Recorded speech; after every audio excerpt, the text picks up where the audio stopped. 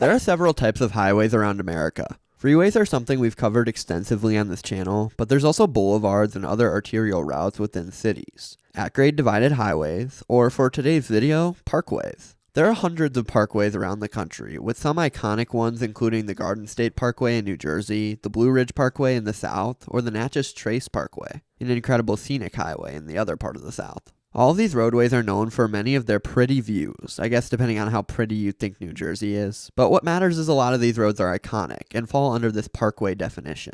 That brings us to Kentucky though. These parkways are just a bit different, but have also fallen under that iconic designation, so we're going to talk about it today, give a brief history of the system, and why they might not even really be parkways. Before this video starts though, please consider subscribing to the channel. We make geography content like this every week, so if you enjoy the video and appreciate the content, subscribing is the best and easiest way to help me out.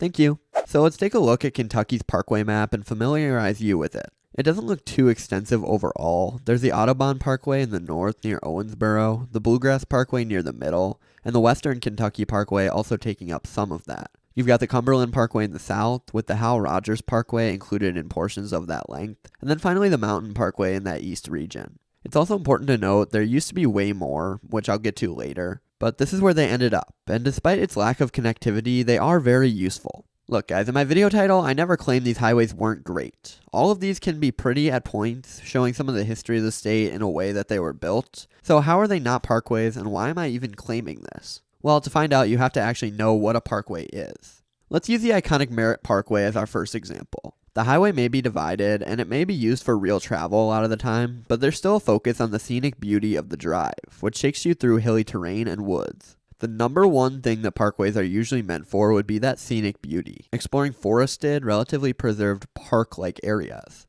Next, the Merritt Parkway has a median. So that median has been purposefully landscaped with bits of grass and obviously trees, with a wooden median in most places rather than ugly concrete like most interstates. Especially in the Northeast where these parkways may be used a bit differently, they still have that important decorated distinction in their median. Moving to a very different roadway, we have the Blue Ridge Parkway, which is an even better example of what these are meant to be. This is a scenic 469-mile road that runs through the highly recreational Appalachian Highlands, going directly from Great Smoky Mountain National Park in North Carolina up to Shenandoah National Park in Virginia. It's a scenic route that takes you from one park to another park. It also limits connections to only these specific access points, so there are no busy intersections or stoplights at all. Not a single one. Finally, the speed limit is 45 miles per hour or lower along the entire stretch. And what I'm alluding to here is that they've been specifically designed for recreational purposes and leisure, rather than for purposes of travel to and from work or your grandma's house. You can use a yucky interstate for that useless crap. Anyway, back to Kentucky, where these parkways end up serving a very different purpose from that of the Blue Ridge Parkway, and really go against everything I just said. Let's look at this location along the Western Kentucky Parkway. What do you see? Well, for starters, sorry Kentucky, but it isn't really pretty like a lot of these other places are. Again, sorry Kentucky, but I was just looking at the Blue Ridge Parkway, and it's a very different dynamic, I can't lie. Either way, it really just looks like an interstate, doesn't it? Well, that's because it basically is. The speed limit is 70, the median is not just unlandscaped, it's honestly just strange in general. Quick little tidbit there on that, the median is right around 25 feet wide, where normal rural medians range basically anywhere from 50 to 100 feet, depending on speed limit. But this is far less than you'll see on any interstate, instead just having a small ditch and no sort of railing. This is actually really dangerous by modern design standards, but that's because they're so old, pre-interstate that is, so they didn't have those same standards, and this is just what they normally did. Anyway, nearly all of the state's parkways are these divided limited access highways, so maybe you can at least look into the history and find that they had the right idea in mind and didn't execute it well. But no, this is our best evidence that these aren't really parkways. See, back in the 1940s and 50s, the interstate system was not yet an official thing, but freeways were being built all over and highway systems obviously already existed. So Kentucky pretty much just decided they were going to design and build their own personal freeway system in their state, intending to connect rural towns to larger cities, stimulating the economy and keeping money in the state. So they did this, building an extensive system of what they called parkways, but they actually had pretty much nothing to do with the actual word, being more economic in focus. Originally, the parkways were tolled with the intent to end these tolls when they paid off the entire system. Another thing really not commonly found on parkways, unless you're New Jersey. But they did pay it off, and they did remove the tolls in the 70s and 80s. Now, remember how I just said these were nearly all freeways and worked almost identically to the interstate system? Well, let's play a little game called Is This an Interstate or a Parkway? Here's our first road. Which one is it? It's a parkway. Alright, here's our second one. What is it?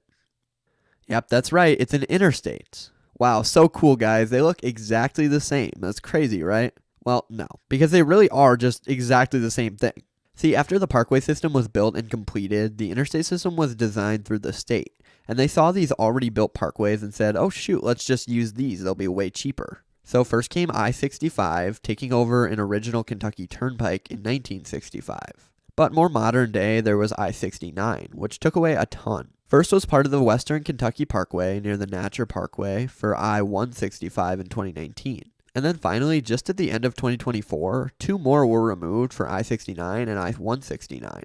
So because these parkways are so similar to interstates, serve the same purpose as interstates in their current state, not the military stuff, the interstate system has literally just started eating Kentucky parkways. A couple more things to mention here. In the early 2000s, U.S. Representative Hal Rogers managed to secure $13 million from the federal government to officially pay off the Daniel Boone Parkway, and tolls were finally removed. Hal Rogers then decided to name the former Daniel Boone Parkway after himself, which pissed off descendants of important pioneer Daniel Boone. It's not like a cute memorial for an influential figure or something. Hal Rogers is literally still serving as a representative to this day, despite being 87 years old, which is actually crazy thinking about it. Anyways, moving back to this parkway system in general, I think it's fair to say it fully bends the term parkway, and it's really something fairly different from that. But this doesn't mean the system isn't really awesome. It does a really great job at keeping the state local and connecting to communities that wouldn't otherwise get this long distance connection. I mean, heck, Owensboro got 2 parkways. I don't know if you guys know Owensboro, but it doesn't necessarily rely on the tourism industry, if you catch my drift. The parkway system absolutely helps it economically, as it does for several other communities across the state. It isn't totally boring, just like Kentucky as a state. It has several hidden gems all over, and I will die on the hill that it gets totally slept on in regards to its culture and beauty. Comment down below if you disagree, because I will change your mind. Thanks for watching. Thank you to the members this week: Kyle B., Dane Ryan, Corey Howard, Five-Toed Sloth Bear, Aiden, Chris Rose, Andres Quintero, David Bennett, Hudson Valley Drones, Why Life is For, Cranberry, Javier Campos, Devante, Underpass Music Official, The Autistic City Skylines Fan, Florida Jake, RFP Subrail Fanning, Dutch Vanderland, James Thurmack, Rob R., Big Pasty, Jameson Headley, Colonel Potter, Eric Harris, RJC17, Jerome McCall, The Baked Fruit, Jesse Cook, J.L. Enrigo, Alexander Lichko, Laura Halliday, Charles Watson, The Happy Hodag, Grant Dickerson, Midwest Rail Fan, Mick Kastner, D. Stephen Phillips, CJ Brick, Resident Contrarian, Haas of the Wolf, Brock Sanders, Stephen Priestman, SB Wilder, Mickey Martinoff, Kurt Ainsley, KMS162, Bryson Rosebud 4, Darkbird, Snyder Schwein, and Ryan Devins.